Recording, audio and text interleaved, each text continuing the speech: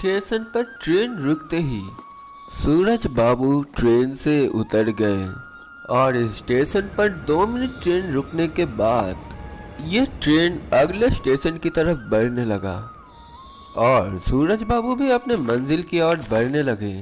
सूरज यादव एक post office का inspector है। इस गांव में और इस गांव के आसपास के इलाके में कुछ नए पोस्ट ऑफिस खुला है। सूरज बाबू इन्हीं नए पोस्ट ऑफिस को देखने आए हैं। ये इस इलाके में पहली बार आ रहे हैं। वो एक छोटा सा बैग लेकर इधर आए हैं।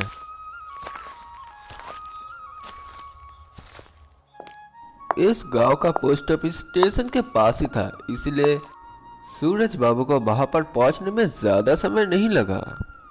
इस पोस्ट ऑफिस में 4 लोग काम करते हैं। एक पोस्ट मास्टर, एक आदमी जो यहाँ की साफ सफाई करता है और 2 पोस्टमैन। कुछ ही दिन पहले ऊपर के लोग इस पोस्ट ऑफिस के पोस्ट मास्टर को पहले ही बता चुके थे कि सूरज बाबू यहाँ पर आने वाले हैं, तो वो पोस्ट मास्टर पहले से ही सूरज बाबू का इंतजार कर रहे थे। आइए सूरज बाबू, आने में कोई तकलीफ तो नहीं हुआ ना? नहीं, कोई तकलीफ नहीं हुआ। ठीक है, अच्छी बात है। अभी चलिए मेरे घर पर, थोड़ा आराम कर लीजिए, बाकी का काम बाद में होगा। दोपहर का खाना सूरज बाबू ने पोस्ट मास्टर के घर पर ही खाया।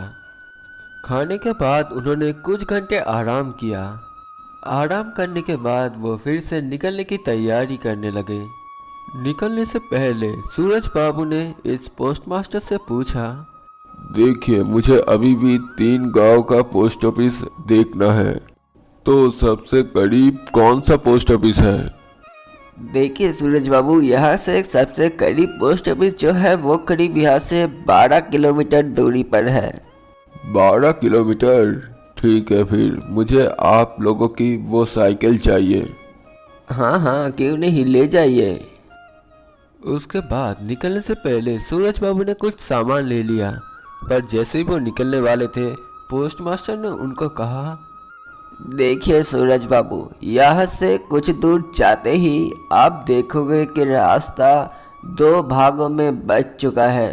एक रास्ता दाईं ओर जाता है और दूसरा रास्ता बाईं ओर।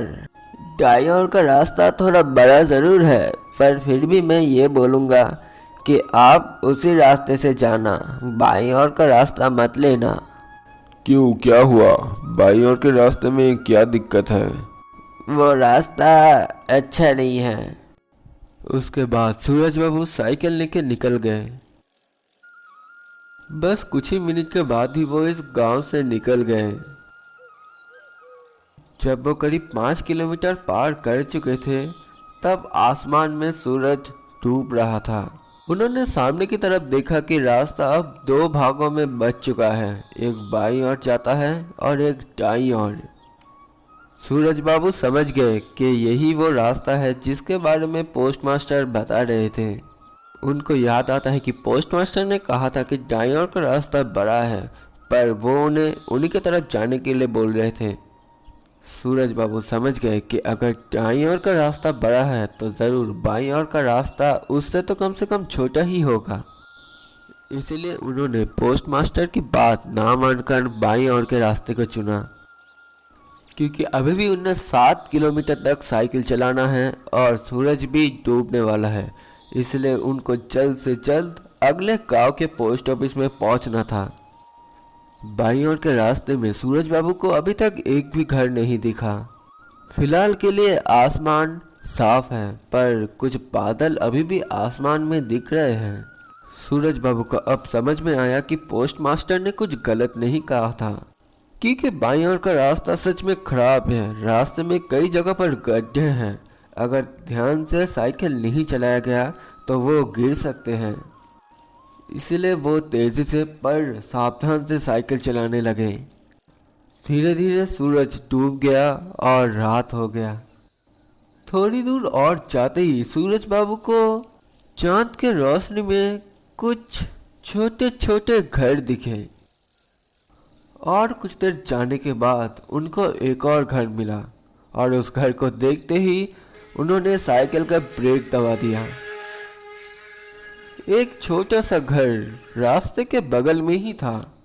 सूरज बाबू सोचने लगे कि रास्ते के बगल में ये किसका घर है, क्योंकि साधारण तौर पर गांव में तो ऐसा घर नहीं देखने को मिलता। एक और बात उनको काफ़ी ज़्यादा अजीब लगा, क्योंकि इस घर के आसपास एक भी घर नहीं है। घर तो दूर की बात, आसपास कुछ भी नहीं है जंगल के अलावा। तो ऐसे जंगल के इलाके में और रास्ते के बगल में ऐसे घर में रहता कौन है, यही सूरज बाबू सोचने लगे। पर तभी अचानक उनको इसी घर के बाहर एक लड़की दिखा। सूरज बाबू ने पहले इनको देखा नहीं था, इसलिए उनको अचानक देखकर वो थोड़ा सा हैरान हो गए। ये लड़की खूबसूरत थी। अब इस लड़की ने सूरज बाबू से पूछा, आप इतनी रात को इस जगह पर, आप कहाँ पर जाने वाले हो बाबू? मैं रतनपुर जाने वाला हूँ। रतनपुर? पर वो तो यहाँ से बहुत दूर है बाबू। आपको वहाँ पर पहुँचते पहुँचते आधी रात हो जाएगा। सूरज बाबू ने आसपास देखा और उनको यह एहसास हुआ कि ये लड़की कुछ गलत नहीं बोल रही है। वहाँ पर जाते जाते आधी रात तो हो ही जाएगा कम से कम। उन्होंने अब इस लड़की से पूछा, अच्छा, मैंने आते आते कुछ घरे दिखा था, क्या वो एक गांव है? और उस गांव में क्या रात में रहने की जगह है? इस घर में ही रह जाइए ना बाबू, कोई परेशानी नहीं है तो। ये सुनकर सूरज बाबू थोड़ा हैरान हो गए। ओ, पर घर के मर्द लोग कहाँ पर हैं? वो लोग तो खेत में गए हैं, फसल पका है ना। अगर फसल की रखवाली नहीं करेंगे तो चोर सारा फसल ले जाएगा। इसलिए सारी रात मेरे बाबा और मेरा भाई वहीं पे रहेंगे। देखिए, अगर आपको कोई परेशानी नहीं है तो यहाँ पर मैं रुक जाता हूँ। परेशानी किस बात का है बाबू? आइए, आपका साइकिल घर के पास ही रख दीजिए।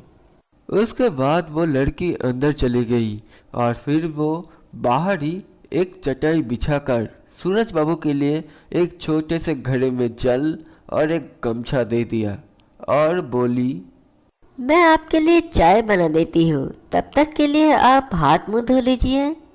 हाथ मुंह धोने के बाद सूरज बाबू बाहर ही चटाई पर बैठ गए। अंधेरा हो चुका था, इसलिए घर के अंदर उस लड़की ने एक दिया जलाया।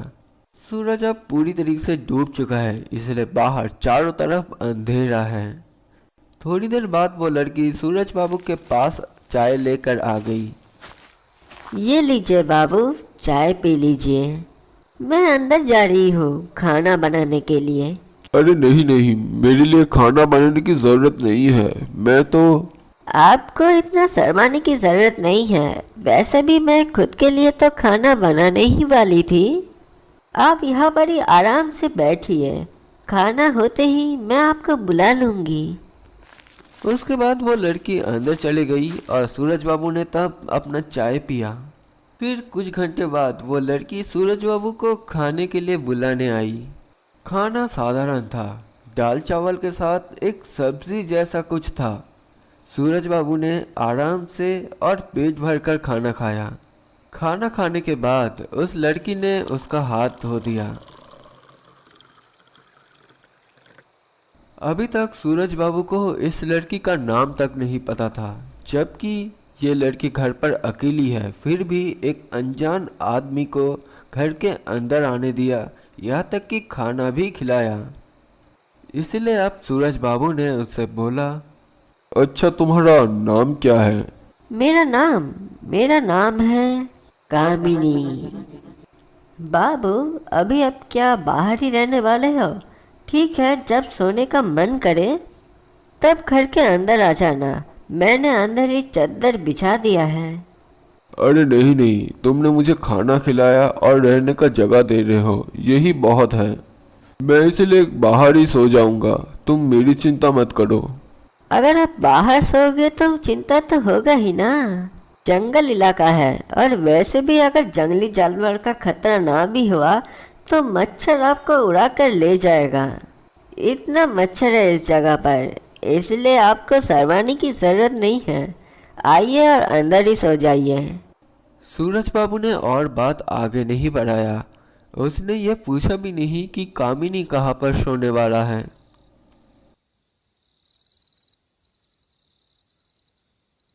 थोड़ी देर बाद जब वो सो रहे थे तब उन्हें अचानक कुछ बर्तनों की आवाज़ आने लगा। उन्होंने तब सोचा कि शायद कामिनी अभी बर्तन धो रही है। इन आवाज़ों से उनका नींद टूट गया, पर जब उन्होंने अपनी आंखें खोला वो डर के मारे हैरान हो गए। कामिनी अब पूरी तरीके से बदल चुकी थी। डर के मारे सूरज बाबू ने कहा, तुम आखिर कौन हो और यहाँ पर क्या कर रही हो? ये तो बड़ा ही अजीब बात है बाबू। जिसके घर में खाए, जिसके घर में आप सो रहे हो, आप उसी को नहीं पहचानते। कामिनी, ये तुम्हें क्या हुआ? सूरज यादव, आज तेरा आखिरी रात है।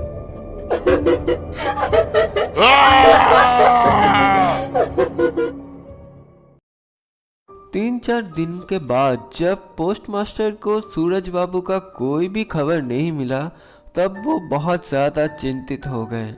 उन्हें सूरज बाबू का फिक्र तो था ही, साथ में उस साइकिल का भी फिक्र था जो कि सूरज बाबू ले गए हैं। उसके बाद वो पोस्टमास्टर पुलिस वालों के पास गए और सभी बातें बता दिया। करीब 2-3 दिन बाद सूरज बाबू को पुलिस वालों ने आखिरकार ढूंढ ही लिया। पुलिस वालों को सूरज बाबू का लाश उसी बाईं ओर के रास्ते में मिला। हैरानी की बात तो यह है कि बाईं ओर के रास्ते में एक भी घर नहीं है। एक झाड़ी के जंगल में सूरज बाबू का लाश और पोस्टमास्टर के साइकिल मिला। सूरज बाबू की लाश देखकर ऐसा लग रहा था कि उनके शरीर में एक बूंद भी खून नहीं है। किसी ने उनके शरीर का पूरा खून चूस लिया है। अरे अरे, ये क्या हो गया? मैंने सूरज बाबू को कहा था कि बाईं ओर के रास्ते से ना जाए, वो रास्ता खराब है, पर उन्होंने मेरी बात नहीं मानी। कामिनी टायन अभी भी इस इलाके में रहती है। वो अपनी माया से मर्दों को अपने जाल में फांस लेती है और फिर उन्हें खत्म कर देती है।